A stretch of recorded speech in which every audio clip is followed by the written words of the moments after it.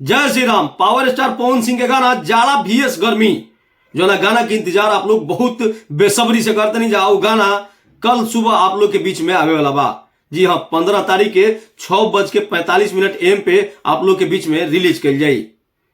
एकर update खुद DRJ records Instagram official ID से poster share कल गई बा। अब देखा तनी पोस्टर में कि एमे अनाउंसमेंट हो गई बा कि मकर संक्रांति के शुभ अवसर पर ही गाना आ रहा बा। कुछ लोग ऐसा खबर बनावे लगल भोजपुरी इंडस्ट्री में कि पवन सिंह के गाना अबे ना करी। वो सब लोग के हम वीडियो के माध्यम से जवाब देल चाहतनी। आप लोग पूरा वीडियो में बनल रह जा। ओकरा पहले हम आप लोग से रिक्वेस्ट करतनी कि अगर आप हमारा चैनल के सब्सक्राइब नहीं गईले तो प्लीज हमारा चैनल के सब्सक्राइब करके आप लोग हमरा के सपोर्ट करी जा। अगर आप वीडियो के फेसबुक पेज पर देखा तनी तो प्यूज पेज के फॉलो कर ले।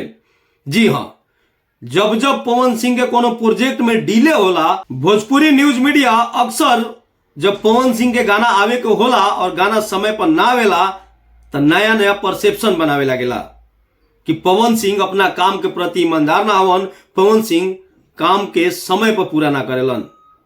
तो वो लोग से बतावल चाहतनी हम कि हमेशा समय पर गाना ना आवे के कारण पवन सिंह ना होलन।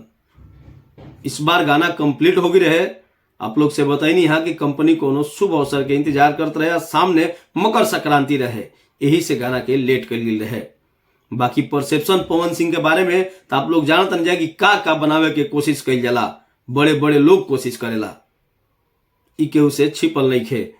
एक कोशिश करे के पीछे के कारण बा कि पवन सिंह कब वो पलट के जवाब ना देवेलन, ना ही उनका टीम के तरफ से कभी रिप्लाई आवेला।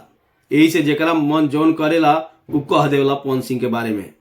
बाकी आप लोग की हमार अपडेट कैसन लागल बा, इन्फॉर्मेशन कैसन लागल बा, हमरा कमेंट बॉक्स में जरूर बताइब जा। अगर आप हमारा चैनल के सब्सक्राइब नहीं के लिए प्लीज सब्सक्राइब करके सपोर्ट करी जा।